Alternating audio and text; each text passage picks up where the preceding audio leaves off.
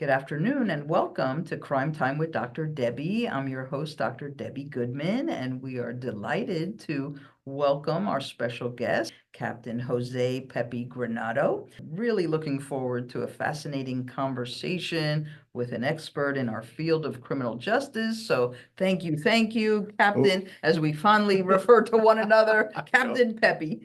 Dr. Debbie, thank you very much for having me. It's a pleasure. My pleasure as well, and a real treat for our students, our audience members. And again, I know very well your career, your background, but let's first introduce our audience members to you and the 38 years, and please just tell us, we'll start about yourself.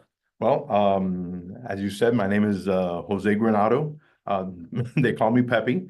I'm a captain, retired from the city of Miami Gardens. I did 38 years in law enforcement, and of the 38, I've had the pleasure of starting my career with the city of Miami, where I pretty much enhanced my profession by going into the investigations unit and becoming a supervisor with the homicide unit with the city of Miami. From there, I left the city of Miami and went on to start the investigations division of the Miami Gardens Police Department when they first started. And therefore, I did 12 years there and retired as the captain of the investigations division. Wow. Well, on behalf of all of us at St. Thomas University, thank you so much for your service. We know it has been law enforcement service, military service, Yes. academic service, and we thank you so much for taking time to join us today. Oh, my pleasure. And to advise our students. Captain Pepi, can you maybe give us a look at, 38 years, that's such a significant period of time, but how did things look? Maybe we do a little bit of the past, present, and future of law enforcement through your lens. Well, law enforcement for me was a natural progression. So once I went from high school and found my way. I went into the military. I did military service. And as you know, that's a way of getting one's bearing, maturity and growing and just experiencing different things. And once I left the military, I went right into the city of Miami. I was fortunate enough to start at a young age. So with policing, it's such an evolution, right? Law enforcement, criminal justice. We go back to the days of Bobby Peel, Yes. where it started, and then you had the Pinkertons, Mhm. and it all started as a private force. Sure. And all of a sudden, with the growth of the nation, it morphs and now it becomes a community. Mhm. And so police departments grew during that period. And then we come into the era where we're in right now, where we have seen, or at least I have seen, such humongous growth Yes. in law enforcement, where it was, the street, the beat cop walking the beat. And we remember it from the movies when you see the guy walking around with his billy club and walking Yes. the streets. Now we're out there constantly providing services for communities in need, which is crucial. And yet there's such I'm not going to say a negative, but there's such a need for information, because the public needs information and wants to know what it is that we're doing, because in reality, we're working for them, right? Yes, And it's so important, and it's just growing exponentially. It sure has. Captain Pepi, again, you're doing so much, and I'll be your agent for a moment because we're such a TV generation, Oh, no. social media, and I will remind the viewers that Captain Pepi Granado has been one of the stars on a show, The First 48, which was all about homicide work and the experts who were doing it. So could you tell our viewers a little bit about that and Ooh. your involvement there? Well, with the First 48, that was an experience. For the first time, it was actually having a crew follow an investigation from its inception. So it was so unique, and it was actually groundbreaking. And if you really think about it, from when the First 48 started, look at how many other shows have evolved from that.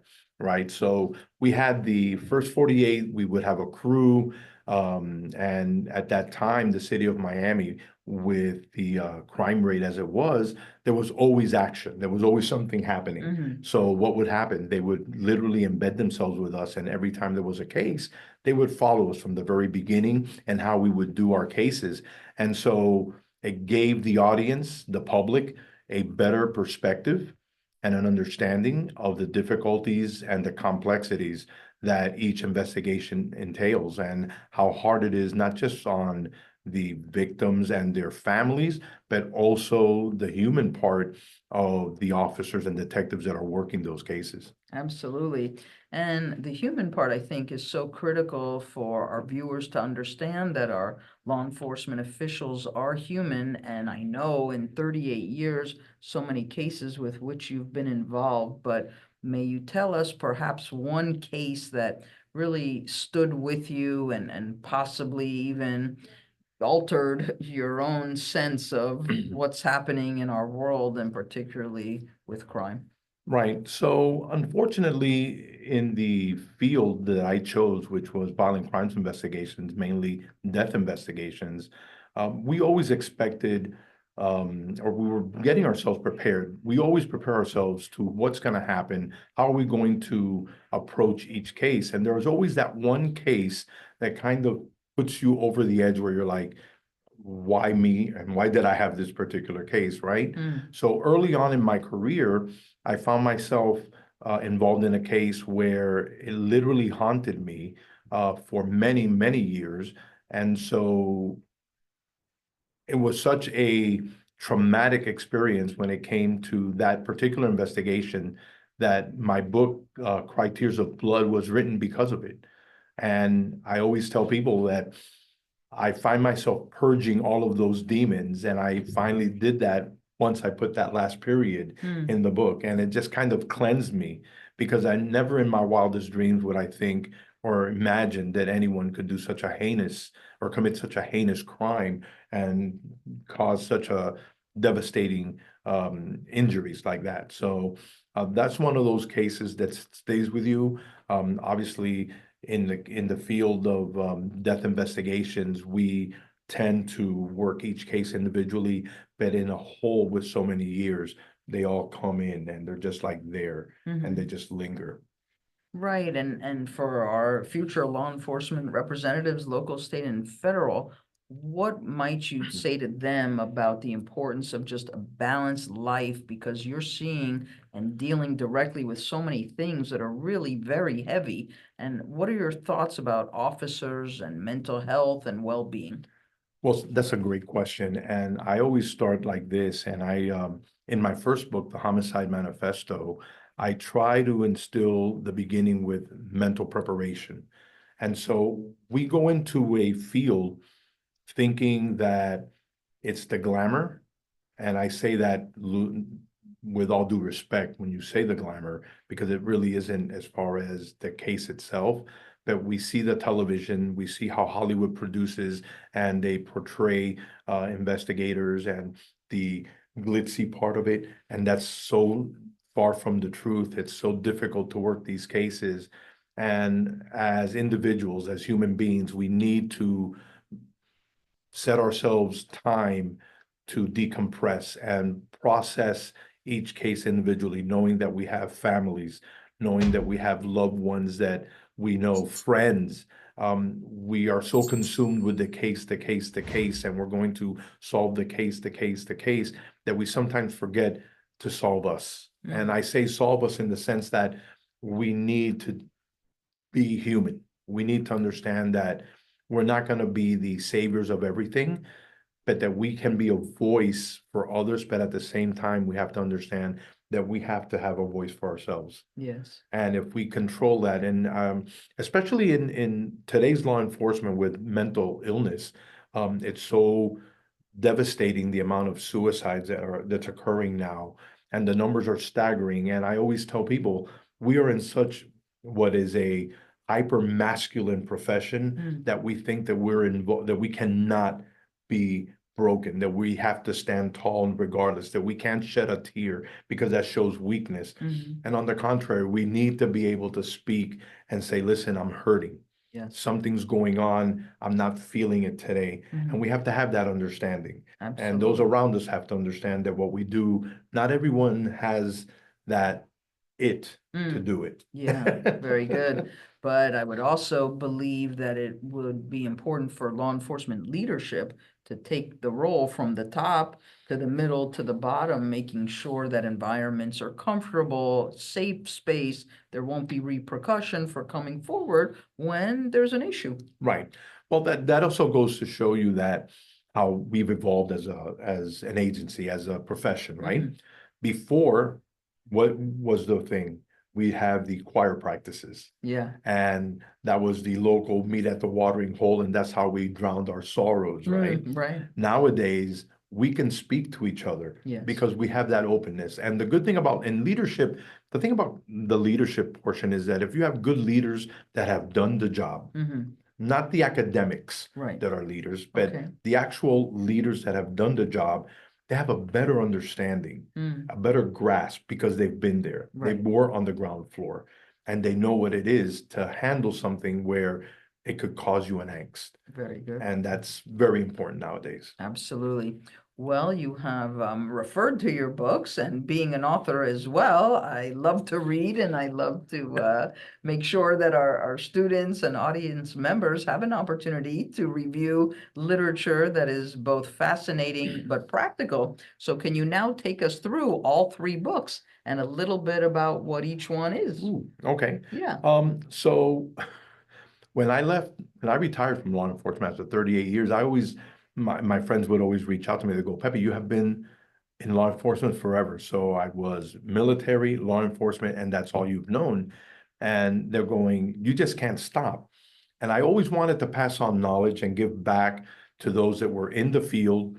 And if I could just impart some of my experiences to them, and not just in cases per se, but things that have happened to me. And I always remember my greatest supervisor would always say, you could have 1,000 plaques on the wall and all the accolades of the work that you've done. But in reality, your testament is when someone refers to you and says, in this particular case, I remember so and so in my case, I remember Pepe saying that if we worked it like this, and that is your greatest compliment ever.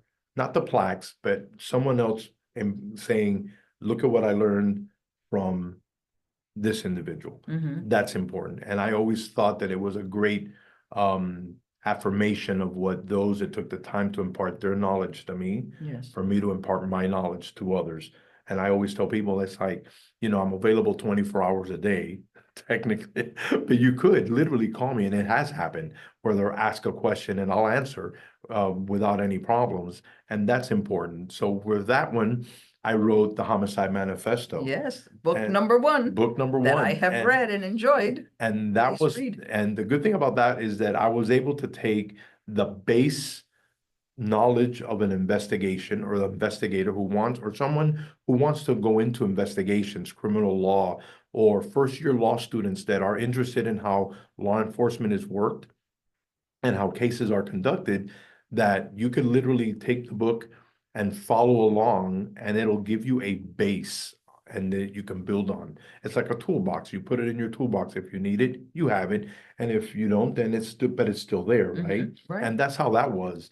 With the second book, it was like I said, Criteria of Blood was kind of like me checking myself in with the mental health, Yes, and saying, you really need to do something about this. sure. So I wrote Criteria of Blood pretty much to purge those those demons inside that kept haunting. Very And therapeutic to do and that. it really Yes. was. And the funny thing was that the latest book, which is Between Marble and Bronze, The Hunt for a Monster, Mm. that's also a part of the Miami scene, the homicides, the following of a case, and it's all the intricacies and the different aspects that each case can bring in, Mhm. and the different characters. So what I'm trying to do now with my novels is I'm bringing Miami. I'm Mhm. bringing the flavor of Miami. So when you read a book, you can literally say, "Oh my goodness, I know that place Mm, and I know that street and that new location." So it's something that is familiar if you're local, and if you're right. not and you I'm want to local, come, born and raised. yeah, and those are the things that make it interesting. So that's Yeah. what's kept me going. Excellent. Yeah. Wow. But in addition to the books, Captain Pepe, you're also doing so much. If you could tell our viewers, please, about more creative ventures of your podcasts, and you do consulting with news stations and such. Right. So, uh, again, since I love this profession so much, and I always thought that parting and providing knowledge to others is such a crucial part of this, that I started my podcast, Behind the Yellow Tape Podcast, and it was for that. It was just to give the audience an understanding of what criminal justice, law enforcement, a little bit of the crazy side of what we do, and just keeping it light, but to give you an understanding that we're human too, Hmm. right? And I have been fortunate that I was able to work on shows like The First 48, Body of Evidence, Hmm. and this past year I was able to work on the show The Interrogation Tapes on 2020 on ABC. And that was fun. And just to see really how they go about dissecting cases and bringing it to life, but from the interrogations Hmm. perspective. Great. And that was very unique. Excellent. Yeah. Thank you.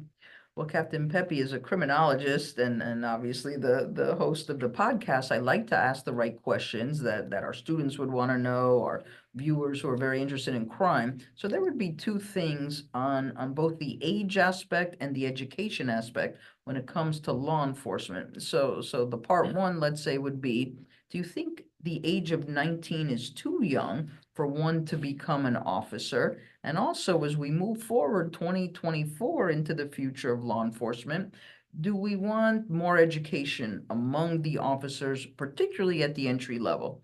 So first, the age question, and second, please, the Well, education. great questions. And I think your audience is going to be, I always look at it like this. So 19, we say at 18, you can raise your hand and you are sworn in and you go into the military Yes. at the age of 18. Mhm. And then you say, well, then why can't it be for law enforcement?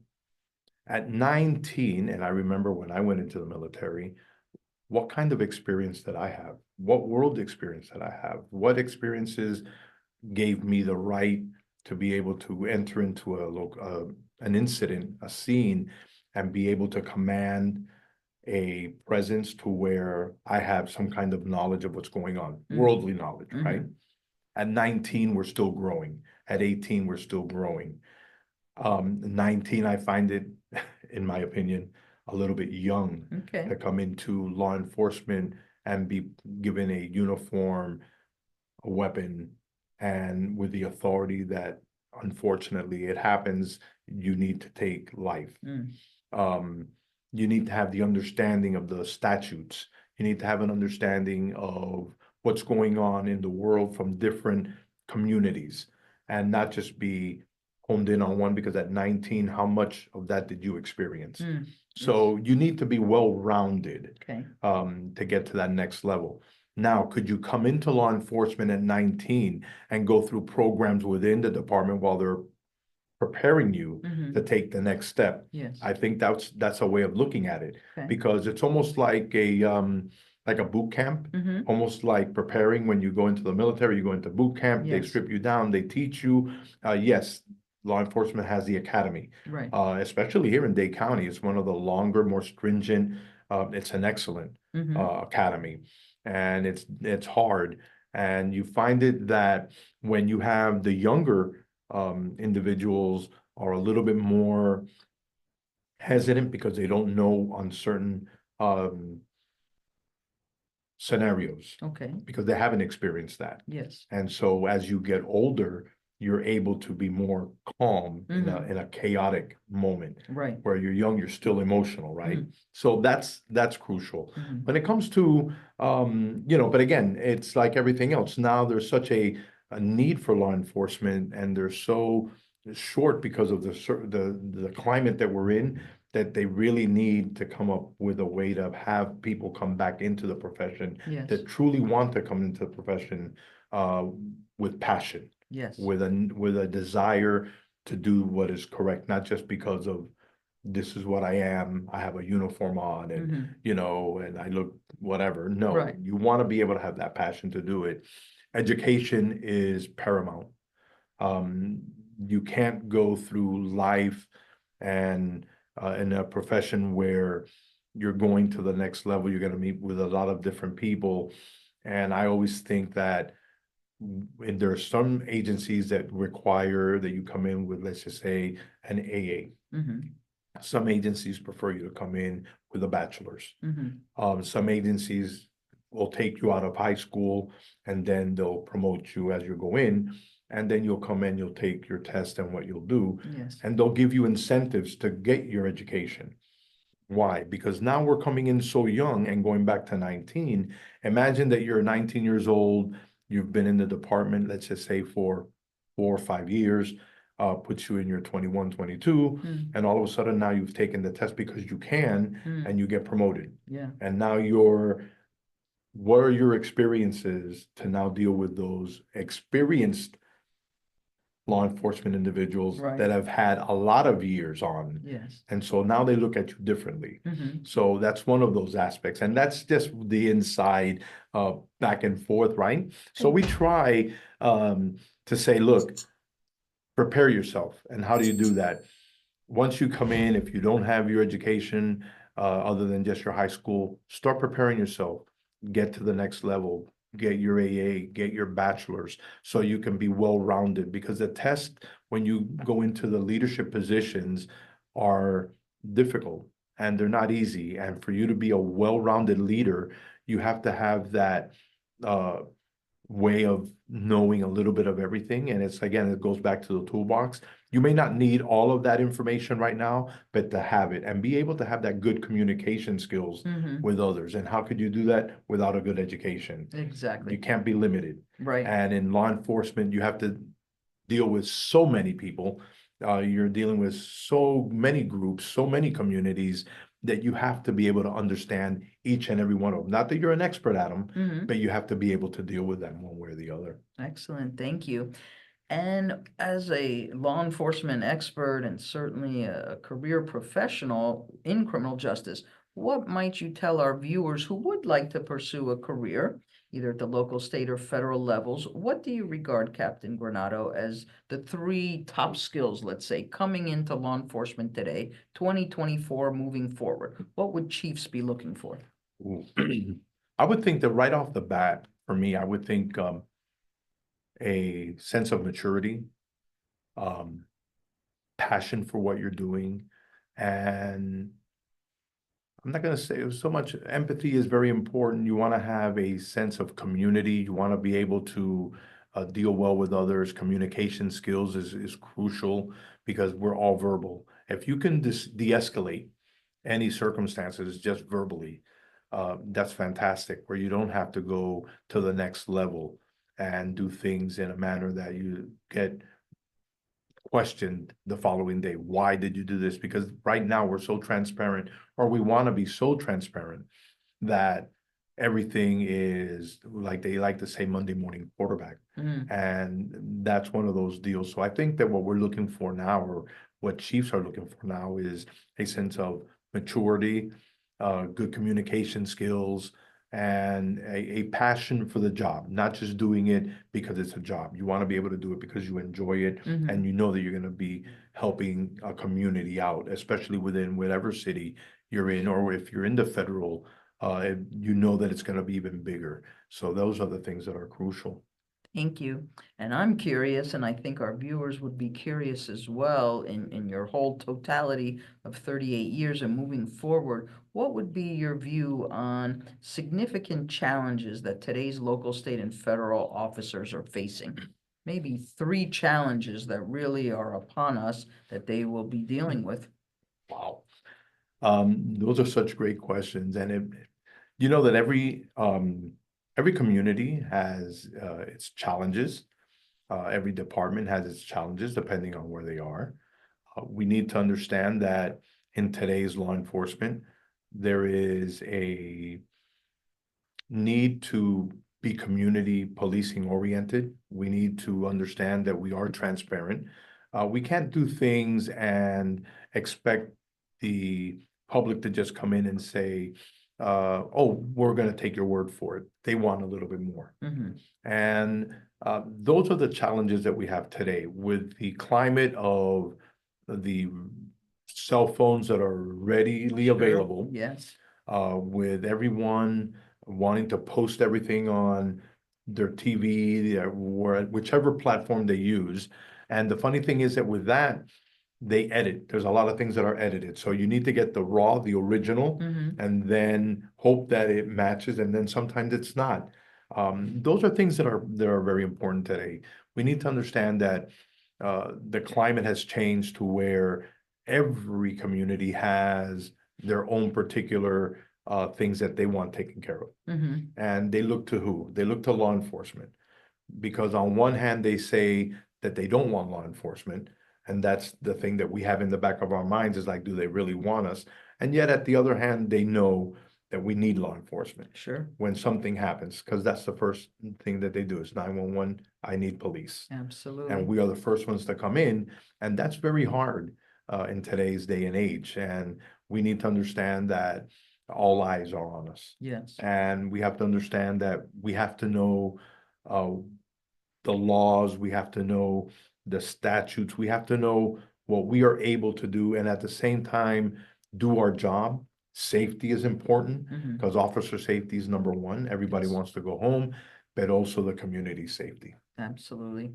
Well, believe it or not, ladies and gentlemen, we are almost out of time, but I want to give Captain Granado just the last few minutes here of what we'll call takeaways. What would you like our viewers to know, either about our field, about your experiences, or quite frankly, advice that you would be giving them moving forward in their careers?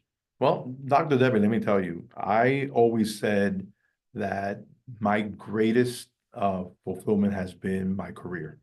Um, Apart from my family, which is my personal, but my career, I don't think that there has been one day that I can say that I regretted choosing law enforcement over anything else. And it was fun. Every day brought a different challenge, even though the calls may be the same and the responses are to an incident are the same, the investigations were totally different. And just when you thought it was one thing, it was something else. And it led me to actually find my niche, and my niche was in investigations. I knew that I loved it. I did operations, which is patrol, uniform patrol. I went into tactical units like the problem-solving teams and the crime suppression teams. But homicide and violent crimes was always something that I enjoyed because I felt that I could do something more than just respond to a call. I thought that if I could speak for those that can't speak for themselves, present a good case in court, that not only would it do a service to the investigation, a service to the individual, the victims, a service to myself, but a service to the community and a service to the department. And I thought that that was paramount, to be able to do your job, enjoy your job, knowing that it's as difficult as it is. And like I said, there were nights where I wouldn't come home for 72 hours, 48 hours. Mm. And for me, it was never a problem. I always found it fun, and it sounds crazy, but it's one of those professions that I wish more people would look into. And if you really truly want to do it, you would be remiss in not applying because it is a wonderful profession. It affords you a lot of opportunity, and you're able to really grow as a human being because you're able to see life from a different lens, and you're able to help a community that needs your help because that's what we're here for. In law enforcement, community policing is paramount.